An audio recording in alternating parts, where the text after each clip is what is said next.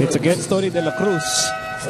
They had a close game so far here, just a 1-point lead para sa Talking Tech. So they led by as many as 10 points earlier here in the first half. Cardona is back in the game for the Tropang Texers. They have Cardona, Castro, De Ocampo, Daniels, and Ryan Reyes. And here's Ranedel inside off the glass. No go.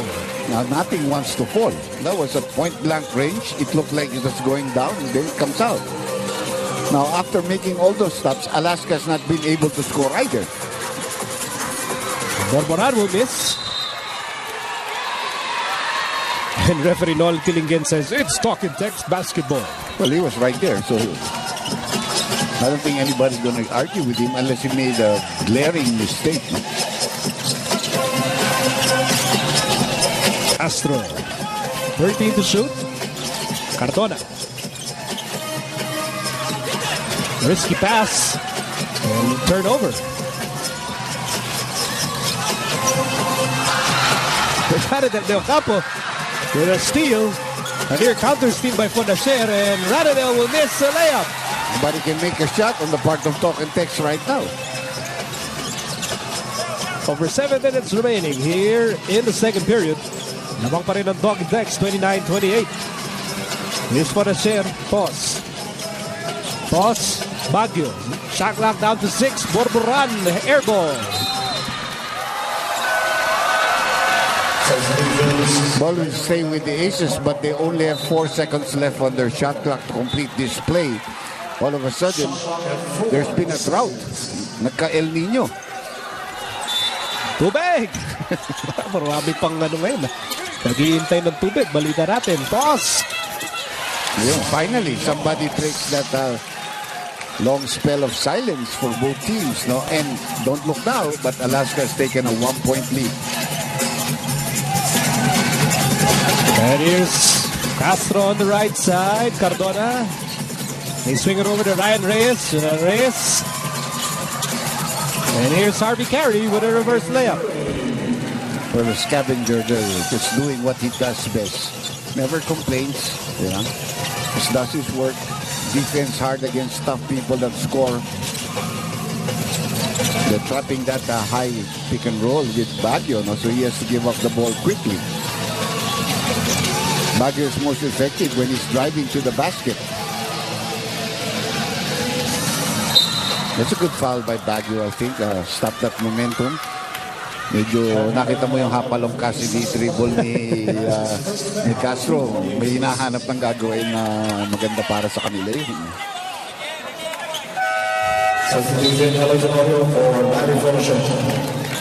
Well, back in the opening quarter, we had a 26-20 score in favor of Talking Text. But here in the second quarter, both teams, you know, parang naghihintay ng resumption of water, which I think, you know, a lot of areas have water back. But these two teams are looking for a more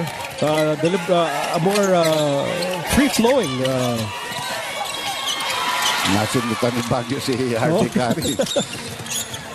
Trying to get into a run. Both teams are looking for that flow of points.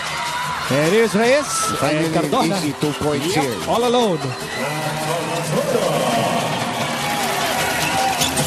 Cardona with 8. Baguio missed. It's not really shooting well today. You can see medyo masyadong short ang mga tira niya. Oh. It's going to be a blocking foul called against Tony De La Cruz. Pushing down, 135. Second personal laban kay De La Cruz. And Castro will sit down in favor of starting point guard Jimmy Alapag. Jody Vance started well offensively for the Alaska Aces. Right now, he's being sent back in for Tony De La Cruz. So yun ang sinasabi mong 8-9 men rotation ng Alaska Aces. So they've proven themselves throughout these years. Daniels, shot clock down to 4. Cardona fires the 3. There's going to be a foul on Carey. Oh, it's called on Reyes. But Carey was the one who banged Simpson while he was going up. But it's called on Ryan Reyes for over-the-back foul. Second personal laban kay Ryan Reyes at penalty na ang talking text. With 5:26 remaining here in the second quarter. That's not a good sign. 5 minutes 26 seconds. Every loose ball and defensive fouls means free throws. So mabigat yun. Don't want to enter that zone of being in penalty early here. Topex Robinson an acquisition only a couple of weeks back because they just needed somebody to give LA a rest. Fortunately for them, the rest also allowed them to get back Brandon Cablay from the injury list. And there's Baguio. Oh. Baguio with a foot race with Harvey Carey, no contest. That was Usain Bolt versus Powell. The fastest man in an Alaska uniform. Here's Reyes. Halapag swings it over. Cardona fakes. Cardona, no, tip in by Daniels. And there's a loose ball foul against the Aces. It's going to go against Joe DeBans.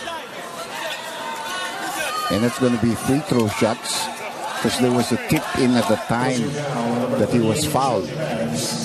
That's his first foul, 4 on the Aces. First personal laban kay DeBans. Pang-apat na team foul laban sa Alaska. The man on the line, the CEO of Extra Rice Incorporated.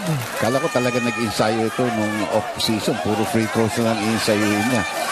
Pero medyo pumayat, ha? Ang gaganunin, nakita mo, medyo dark yung uniform pa rin. But you know, I say that with the utmost respect. Because he knows how to use his girth. Yung kanyang width. Alam niya paano gamitin in a basketball game. Pero pare, talagang malakas kumain si ano. I don't doubt that. Yan ang dapat dalhin sa buffet. Pare. I don't doubt that. Not unless I'm paying. Hindi, buffet. Yun lang talaga babayaran mo, pare. Ayoko talaga magbayad. Here's Baguio. And Simpson can't get the bounce. We're tied at 34. Under 5 minutes to go in the first half. Daniels outside Carey. Carey on the run. And Daniels kept that ball alive. And here's Alapag for 3. Trouble. Yes, sir! Trouble.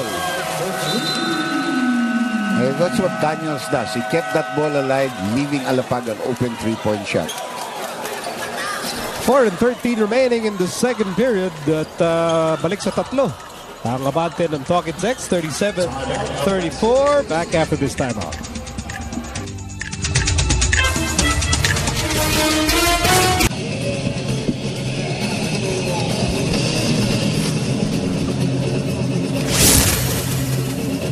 The FIBA World Championships takes place August 29 to September 13, featuring basketball giants France, Spain, Germany, Argentina, exclusively on Solar TV and BTV. And witness Team USA pick up from where they left off for the USA Basketball World Tour on these dates only on Solar TV and Basketball TV. There is our chairman, si Rene Pardo ng Derby Ace, together with Willie Marshall. May kwento tayo dyan. Of course, si MVP, Manuel Velez Pangilinan, and Ricky Vargas. Of course, the governor, as well as a lot of positions in the many companies of MVP, including Meralco, PLDT, and so on. And basketball and boxing. And here's the bands. Shot lang down on 1. Tenorio, no! And the ball ends up with Sean Daniels. Big factor talaga si Sean Daniels. The rebounds, the defense, the rebounds that he keeps alive for his teammates. Here's Alapag. Made a 3-pointer earlier before the timeout. Alapag bounce pass, huling-huli ni Joe DeVance. And there's a foul in the backcourt at free throws na naman to para sa Alaska. Not a good foul. You know, it's good for you to harass, but you don't want to foul somebody and send him to the free throw line. You can see the exasperation in the face of Harvey Carey. Where did that come from? Exasperation and regret. His foul will send Joe DeVance to the line. And do come to the Mall of Asia on July 31 and take part in the PBA Run for a Cause. You get a chance to win cash prizes for the top 3 finishers, as well as raffle prizes for race participants. Register now and get a chance to take part in photo sessions with your favorite PBA players. Pwede tayo sumali sa raffle lang. Pwede. Kung Ram, tayo eh, bibili ng raffle prize. Mahirap na eh.